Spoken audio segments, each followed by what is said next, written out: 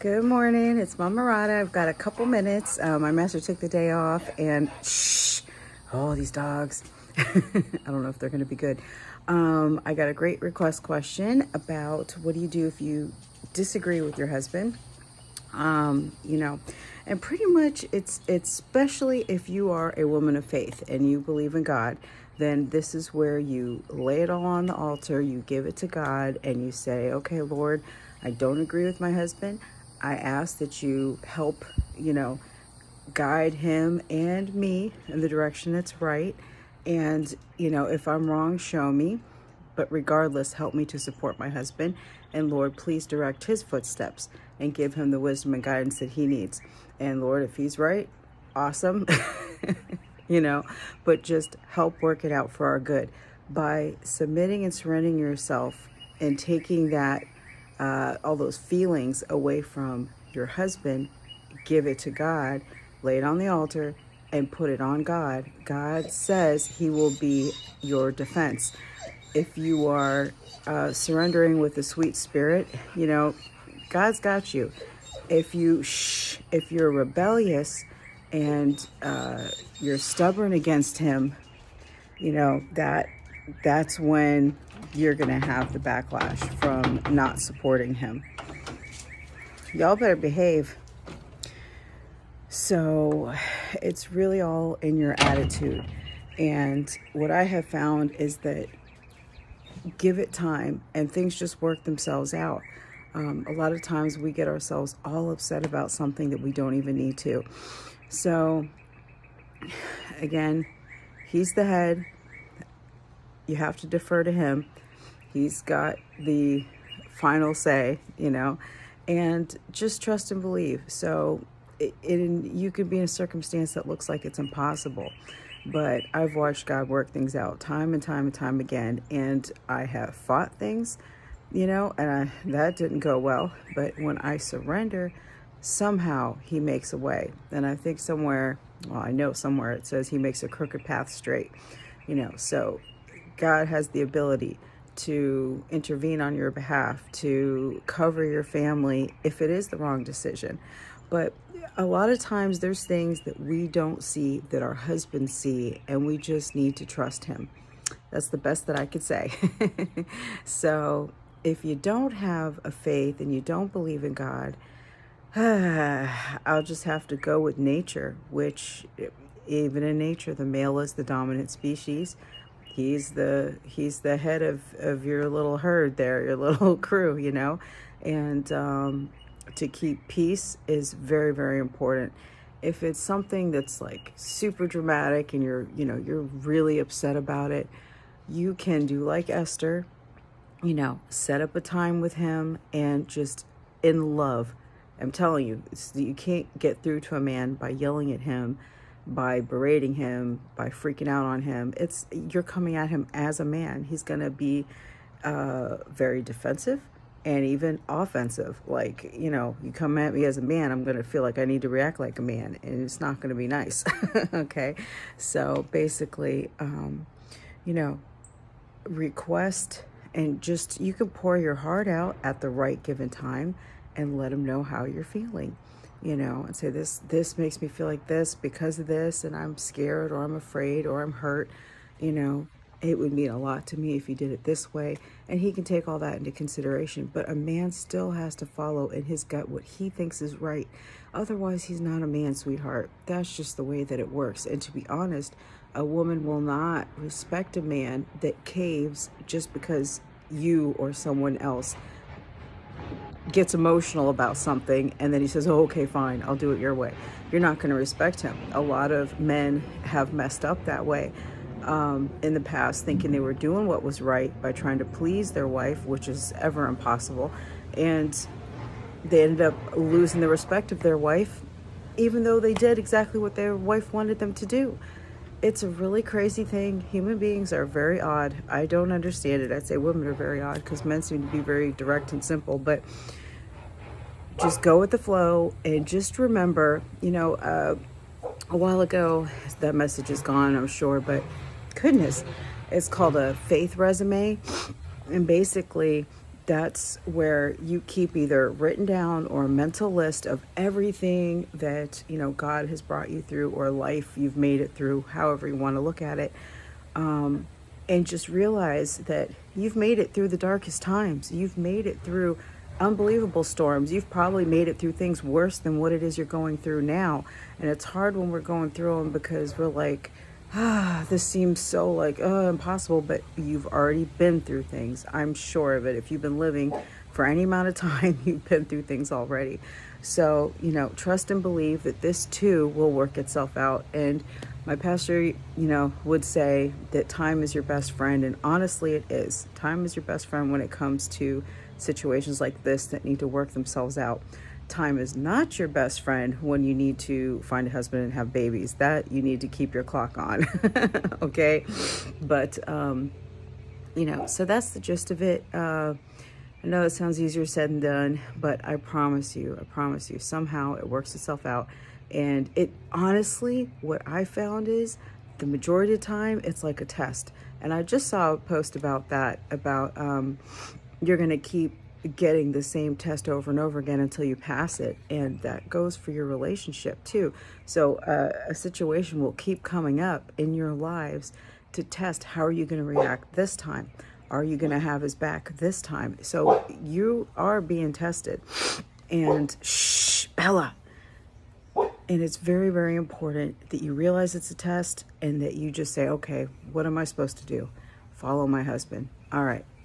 Let him know my concerns, but give it to God and trust him, or trust in the universe or whatever it is that you believe in.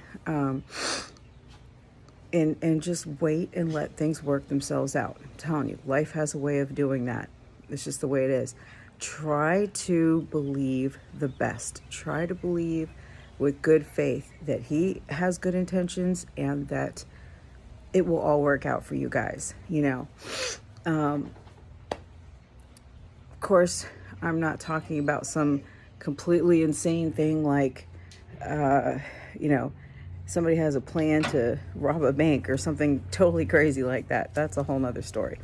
But we're just talking about normal family strife and decisions and things, and maybe investing in something, or how they're dealing with family members, or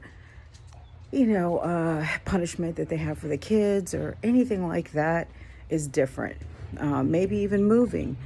Your husband says, I'm going to move us here because I feel this is the best place for our family, and you're like, oh no, I like where I live, and all this kind of stuff. It took a long time before I was ready to move. But it took us a long time to be ready to move. So my husband kept working on it with me. And it's one of the best things we ever did. And I was so afraid because we lived in the same area for 20 years. Actually longer, because that's the city that we met in when we were 14. So we had a lot of history there and a lot of friends. And my church is down there and all that kind of stuff. So it was difficult. But by the time it was time to move, he had talked to me enough over and over again, brought me to the area over and over again. And, and I was excited about it, and that helped the kids be excited about it. And it was the best thing ever. Like I said, we ended up putting our two youngest in a charter school, and it was the first school that our third son, was not bullied at. And that's just amazing. So it's crazy because the older two didn't really have any problems with that. They kind of held their own, but there's, like a 5-year gap between them and the next two. So he was kind of on his own. The second brother had the older brother he's tough as nails. So nobody was going to, mess with the younger one. The second. So anyway, it's all good, but that's life. You just never know. And everybody has those times in their lives where someone picks on them or that kind of stuff. It's just kind of a rite of passage to some degree, unless it's just brutal, which it has been for our third son. It's been really, really unkind for sure, to say the least. Anywho, so moving up here had so many benefits that I didn't know was going to happen, and many of my friends thought, oh no, you should tell your husband you don't want to move. It's further from his work and all this kind of stuff. But I follow him.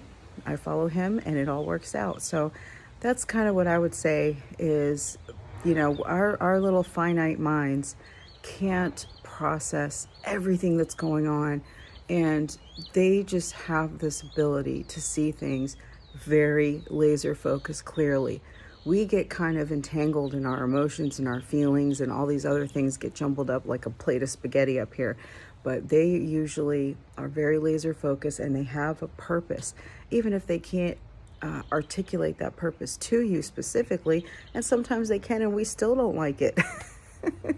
But just, you gotta trust me. It's been 23 years in December, and 14 to 47. Oh my God, my math is horrible. 14 to 47. I have to sit there and literally write out 7 minutes more. 33? So I think 33 years. I think that's right. 33 years. It's been the same the whole time. Daddy's head very, very, I don't want to say headstrong, but assertive and dominant. And this is what I want. This is what we're going to do. And again, he's always taken my feelings into consideration, and on occasion has changed things a little bit, modified, to make me feel a little better. But for the most part, it's just, look, this is how it is. Trust me, this will work out, blah, blah, blah. So has every single decision been right on the money with no problems? No, of course not, because this is not heaven. This is the material world where things don't always go your way. But the whole point is, did you, as his wife, support him? Did you support your man? That's the test for you, okay? And then he keeps growing and learning. And did I listen to God? Did I ask God? That's his business. That's his business. Your business is, did I follow him with, sweet yielding pleasantness, or was I fussing, stomping my feet, biting my lip, pouting, silent treatment, no sex, and all those kind of things. Kind of like a payback of, well, if you're not going to do it my way, or if you're not going to listen to me, then I'm not even going to talk to you. I'm not going to serve you. Well, that is definitely rebellious behavior, and you can't do that. You just bring worse things upon yourself and your family. So that's my little 2 cents for today. So if your husband's made a decision that you don't agree with, just support him and pray, or trust the laws of nature, which if you don't believe in God, then that's where you're at. But, there's there's such a good book. I'll have to find it and show you guys. I think it's called Creation, Proof of God's Intelligent Design, and it's filled with nothing but science. And even Darwin said that the more that he studied things, the more that he knew absolutely there was a God. And somebody's really having a field day out there. Good for them. In the beginning of the book, it talks about walking through a forest. There's nothing but trees, animals, and all of a sudden you find a watch, and you've never seen a watch before in your whole life. And you look at the intricacies of that watch. They're very, very specific, precise, and it works like clockwork. That someone created that. That didn't just appear or evolve, like, you know what I'm saying? Like, so that's kind of how our universe is, incredibly precise, everything about it.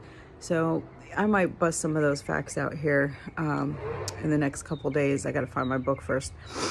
But it's such a good book, from the butterflies that migrate every third or fourth generation. It's like all these different things. Your eye, the way that your eye works. I've heard people say that when they realized the way that the eye worked, they knew that there was a God. It was crazy, because these things are so precise. There's no way it's an accident. So anyway, a higher power, intelligent designer, whatever you want to call it, there's a way, that these things that we deal with work themselves out. So you got to have some faith, and you got to trust, and you got to believe, and believe in the best. And I know it's hard when things seem like they might be going wrong all the time, but you just got to trust and believe, because you're still here. You're still making it, and everyone goes through hard seasons in their life. And, there's a song that we used to sing at church that said, trouble don't last always. It said, weeping may endure for a night, but joy comes in the morning. Amen. I'm pretty sure that's a scripture too. But anyway, love you guys. Have a wonderful day. Ciao.